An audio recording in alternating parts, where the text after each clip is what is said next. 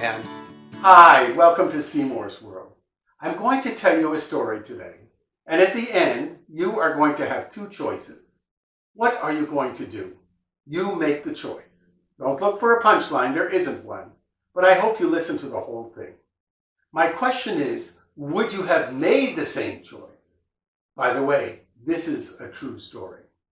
At a fundraising dinner for a school that serves children with learning disabilities, the father of one of the students delivered a speech that would never be forgotten by all who attended. When not interfered with by outside influences, everything nature does is done with perfection. Yet, he said, my son Shay cannot learn things as other children do. He cannot understand things as other children do. Where is the natural order of things in my son? The audience was stilled by the query. The father continued, I believe that when a child like Shay, who is mentally and physically disabled, comes into the world, an opportunity to realize true human nature presents itself. And it comes in the way other people treat that child. And this is when the dad told the following story. Shay and I had walked past the park where some boys Shay knew were playing baseball. Shay asked, Dad, do you think they will let me play? I knew that most of the boys would not want someone like Shay on their team. But as a father, I also understood that my son were allowed to play, it would give him a much needed sense of belonging and some confidence to be accepted by others in spite of his handicaps. I approached one of the boys in the field and asked, not expecting much, if Shay could play. The boy looked around for guidance and said, well, we're losing by 6 runs and the game is in the 8th inning. I guess he can be on our team and we'll try to put him into bat in the 9th inning.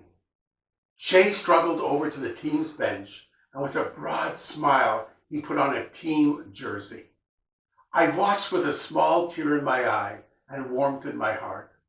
The boys saw my joy at my son being accepted. In the bottom of the 8th inning, Shay's team scored a few runs, but was still behind by 3. In the top of the 9th inning, Shay put on a glove and played in the right field. Even though no hits came his way, he was obviously ecstatic just to be in the game and on the field, grinning from ear to ear as I waved to him from the stands in the bottom of the 9th inning. Shay's team scored again. Now with 2 outs and the bases loaded, the potential winning run was on base, and Shay was scheduled to be next at bat. At this juncture, do they let Shay bat and give away their chance to win the game? Surprisingly, Shay was given the bat. Everyone knew that a hit was all but impossible because Shay didn't even know how to hold the bat properly, much less connect with the ball. However, as Shay stepped up to the plate, the pitcher, recognizing that the other team was putting winning aside for this moment in Shay's life, moved in a few steps to lob the ball in softly so Shay could at least make contact. The first pitch came and Shay swung clumsily and missed. The pitcher again took a few steps toward to toss the ball softly toward Shay. As the pitch came in, Shay swung at the ball and hit a slow ground ball right back to the pitcher. The game should now be over. The pitcher picked up the soft grounder and could have easily thrown the ball to the first baseman. Shay would have been out, and that would have been the end of the game. Instead, the pitcher threw the ball right over the first baseman's head, out of reach of all teammates. Everyone from the stands and both teams started yelling, Shay, run! Run to first! Run to first! Never in his life had Shay ever run that far, but he made it to first base. He scampered down the baseline, wide-eyed and startled. Everyone yelled, run to second, run to second.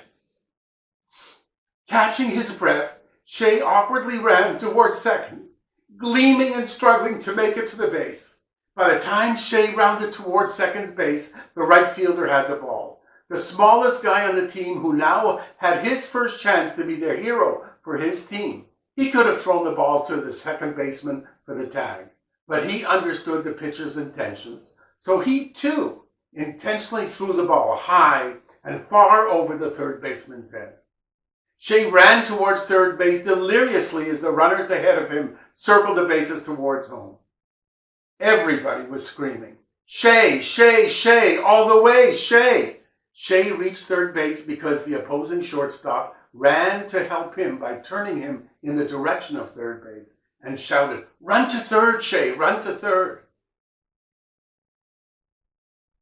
As Shea rounded third, the boys from both teams and the spectators were on their feet, screaming, "Shea, run home, run home."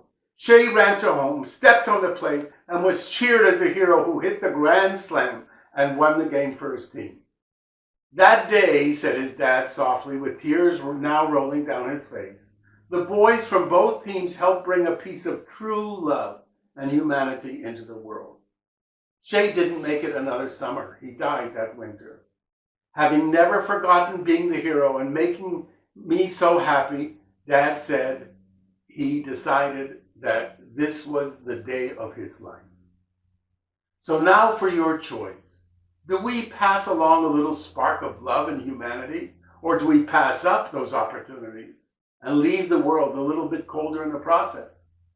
A wise man once said, "Every society is judged by how it treats its least fortunate among them." May your day be a Shea day. Try to do something for someone else. Thanks for watching Seymour's World. I look forward to your comments. Aloha.